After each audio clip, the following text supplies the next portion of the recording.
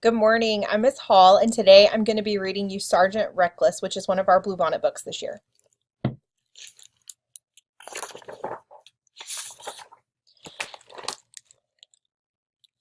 The small red mare whined for her supper, but Korea was at war. Towns were shattered, fields were scorched, and the racetrack was abandoned. No one paid attention to the hungry little horse.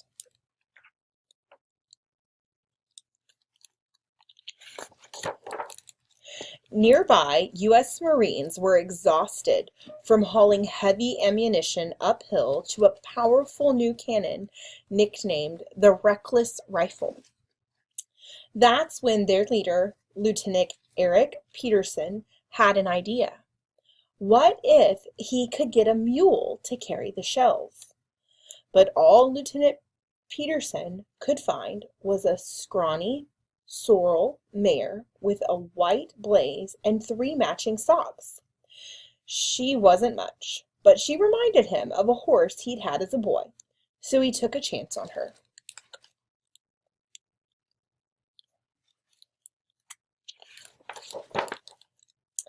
Back at the base, as the Marines gathered around to meet the new recruit, Lieutenant Peterson realized he'd forgotten to buy hay. One of the men held out a piece of bread. The mare gobbled it up. Then she devoured the rest of the loaf. Another man offered her some oatmeal. She licked the bowl clean.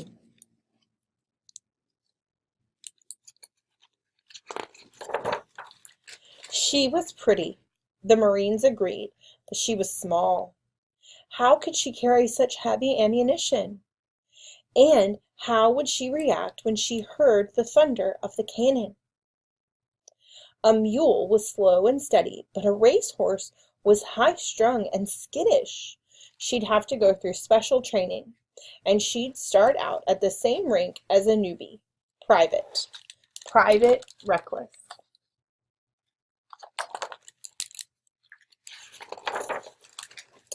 The first thing Private Reckless had to learn was to duck incoming fire, which meant that her trainer, Sergeant Joseph Latham, had to teach her to kneel down.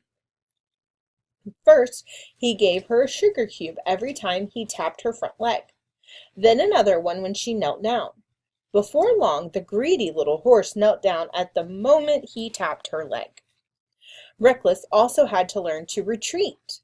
When Latham gave the command, she had to trot back to her bunker, where another reward was waiting. An apple, or a chocolate candy bar, or a peanut butter sandwich, even a can of beans. Whatever it was, Reckless ate it.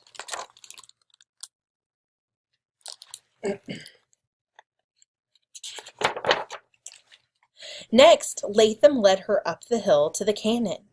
With a little coaxing and a lot of chocolate, she'd soon follow Latham anywhere. Finally, she was fitted with a pack saddle, a padded wooden cargo frame with leather straps across her chest and legs. Unlike a racing saddle, it was big, bulky, and constricting. Latham cinched up the girth, and the men stood back, expecting her to try to throw it off. Reckless just stood there. They loaded ammunition shells onto her pack and waited for her to buck, but she just put her head down and marched up the hill. Her reward that day was an ice-cold Coca-Cola.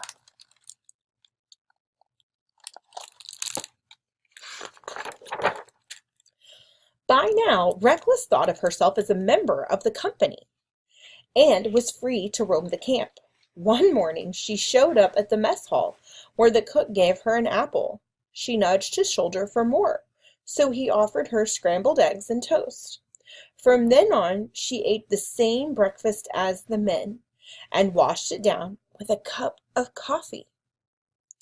After she figured out which bunk belonged to the cook, she'd clip-clop into his tent at daybreak and lick his face until he woke up and served her breakfast.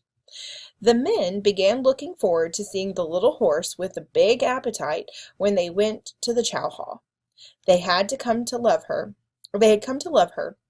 But deep down they worried that when it came to a real battle, she might not have what it takes.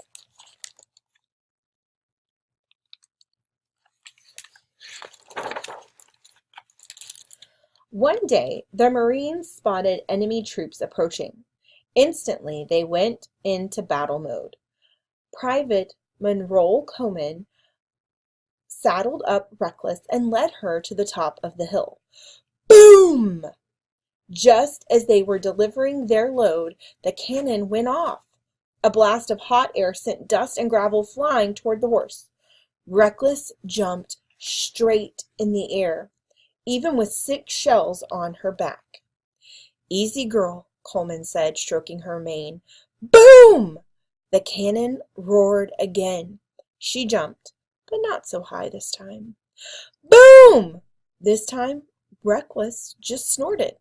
By the next time the gun went off, Reckless was busy eating a helmet liner she'd found in the grass.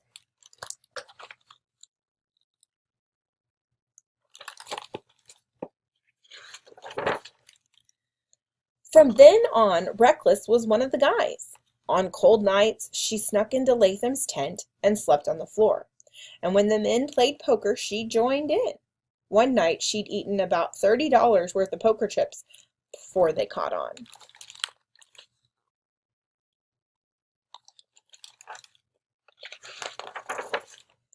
Reckless served in more skirmishes, but her most dangerous assignment came at the Battle of Outpost Vegas. That night, the men awoke to shells and white-hot flares falling right inside the base. Reckless trotted back to her bunker, trembling, and for the first time, she refused to eat.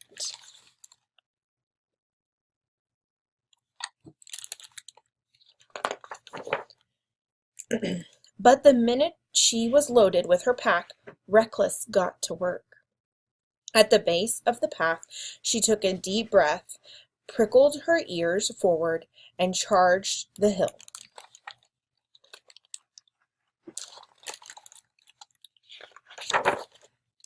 Without a word of urging, she broke into a trot and then a gallop.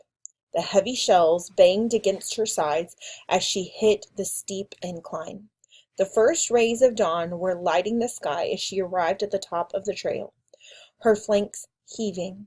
The sky was full of smoke. Shells whizzed by, and cannons boomed. All day, Reckless marched up and down the windy path, hauling her load as she passed her fellow Marines along the way. They gave her their chocolate bars to keep her strength.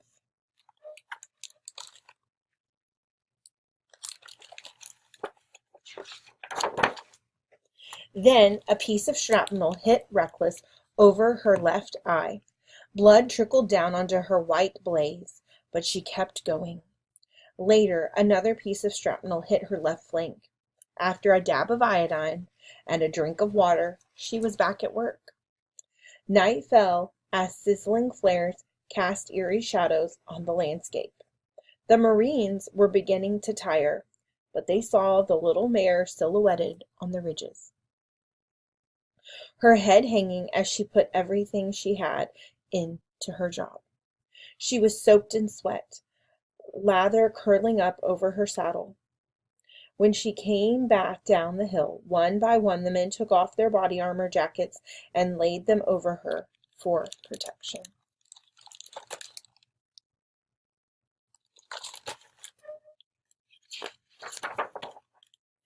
By the end of the day, Reckless had made 51 trips, gone a distance of 35 miles up and down the hill, carried 9,000 pounds of ammunition. That battle helped change the course of the war.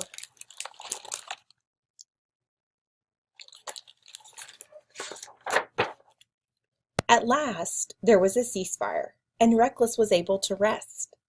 The Marines promoted Reckless to sergeant, and then they came, one by one, to say goodbye to the little mare who'd shown as much heart on the battlefield as any man among them.